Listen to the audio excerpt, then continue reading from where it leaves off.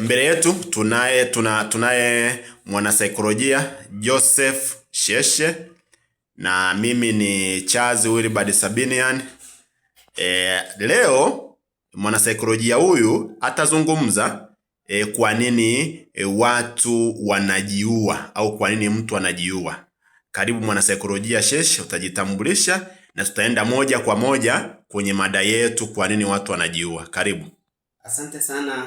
Kama ulivyonitambulisha, kwa majina ninaitwa Joseph Sheshe, na leo ningependa kuzungumza tu kwa kifupi kuhusu watu kujiua au watu kuua. Ni kwa nini watu wanajiua? Na hapa ningependa kutaja sababu tatu kwa leo zinazosababisha mtu kujiua. Sababu ya kwanza, na inayoonekana kuwa kuna inayoongoza kwa tafiti duniani zinazosababisha watu kujiua, hii ni kutokana na magonjwa ya afya ya akili. Hii inaonekana kuwa ndio sababu kubwa zaidi duniani kuliko nyingine. Inaweza kuonekana kwa dalili kadha wa kadha, watu wasijue, lakini hizo dalili zikawa zinaashiria tatizo la afya ya akili. Dalili ya kwanza inaweza kuwa ni msongo wa mawazo. Unaweza kukuta mtu anapata msongo wa mawazo, amekuwa mtu wa kufikiri sana, hata wakati mwingine hana anachofikiri sana, lakini anaonekana kama mtu amezidiwa na mawazo. Lakini dalili ya pili ni kuonekana kuwa mtu mwenye wasiwasi wa kupitiliza. Na sababu ya tatu ni kujikuta unapoteza matumaini ya maisha. Yawezekana mtu ukajikuta unapambana na hali ya maisha, lakini imefika mahali unapoteza matumaini. Huoni mbele kama kuna njia, huoni mbele kama kuna mafanikio, au kujiona pia huna njia inayoweza kukufanya ukatoka kwenye changamoto mbalimbali za maisha unazopitia. Hizo ni moja kati ya dalili ambazo zinaweza kuashiria kwamba huyu mtu ana tatizo la afya ya akili, na lisiposhughulikiwa kwa wakati inaweza kuleta matokeo ya mtu kujiua. Sababu ya pili ni matatizo makubwa katika maisha. Watu wengine wanajiua au wanadhuru maisha yao kwa sababu ya matatizo makubwa katika maisha yao. Ni ile hali ya kufanya mtu anajihisi kuwa hana tumaini tena kutokana na changamoto anazopitia. Anahisi hana tumaini tena. Kwa mfano, hali ya kukosa fedha. Napambana na maisha, mahitaji yanakuwa mengi, lakini hali ya umaskini uliokithiri na mkumba mtu kwenye maisha inaweza kuwa sababu. Lakini pia ni migogoro ya kimahusiano. Na hapa tunataka kuzungumzia hasa swala la kuachwa au kuachwa nikizungumzia kwenye mahusiano ya mapenzi au mahusiano ya ndoa au mahusiano ya familia. Kuna wengi ambao wanajikuta wanakata tamaa, wanajikuta wanajidhuru kwa sababu tu ameachwa. Lakini lingine ni migogoro, lingine ni kupoteza vitu vya thamani kwenye maisha.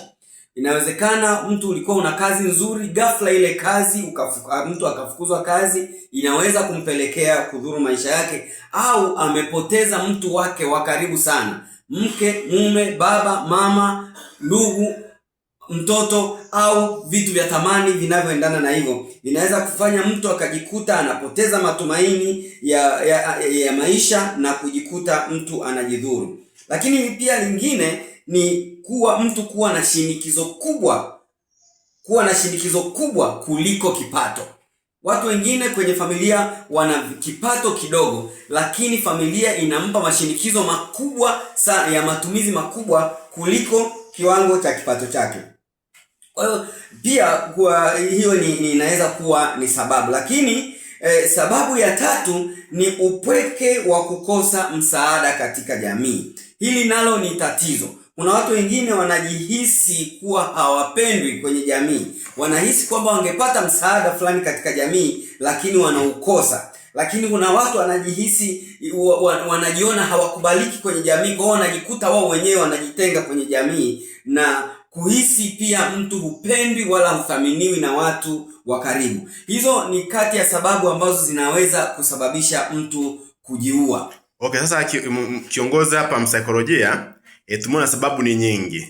Si ndio? Sasa ni nini mtu kwa mfano wewe mtu unamsaidia au ni nini mtu afanye atokane? Kwa mfano mimi nimeachwa na mke wangu, si ndio? Au mimi nimefia. Kwa hata mimi mwenyewe nilitokea, mtoto wangu wa kwanza alipofariki, Yaani hata ilikuwa hata nikienda beach nikiona mtu ana mtoto na mimi naumia.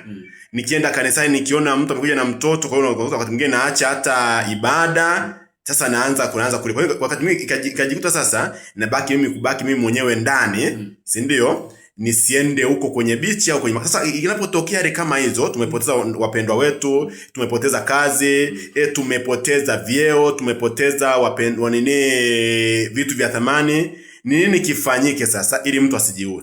Kama umepoteza kazi, fahamu kwamba kama ulivyopata ile kazi ambayo umeipoteza, unaweza ukapata nyingine. Cha msingi ni kujikubali kwamba ile kazi uliipata kwa sababu ulikuwa una sifa, na bado zile sifa unazo zinazokufanya ukapata kazi nyingine.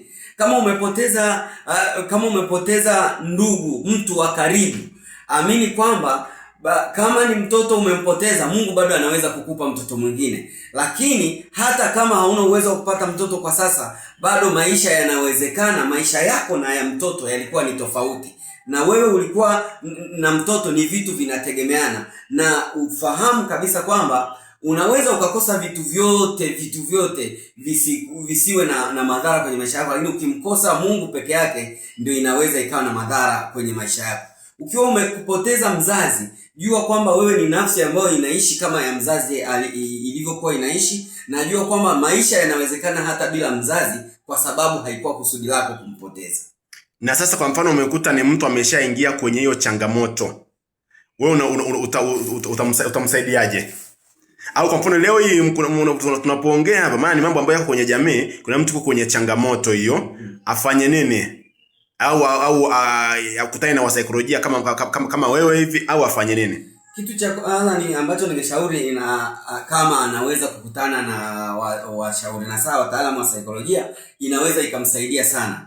Lakini kama yuko mbali na wataalamu wa saikolojia, washauri ambao wanaweza wakamsaidia, kitu kikubwa anapaswa kujitambua yeye ni nani, na yeye ana thamani yake ya pekee mbele za Mungu hata akiwa hakuna mtu mwingine, na yeye ana uwezo wake wa pekee kuliko mtu mwingine. Kwa hiyo anapaswa kujitambua na kujikubali kwamba kupitia yeye maisha yanawezekana hata kama mtu mwingine hayupo, na maisha yanaweza kuendelea, kwa sababu yeye si wa kwanza kupoteza mtu. Hata huyo ambaye yeye kampoteza, na yeye alishapoteza mtu, lakini aliishi mpaka yeye akapatikana. Okay, shukrani sana. Huyu ni msaikolojia anaitwa Joseph Sheshe, anapatikana Arusha, na ni kiongozi wa jukwaa la Samiarism, Malkia wa Amani na Malkia 2 Online TV.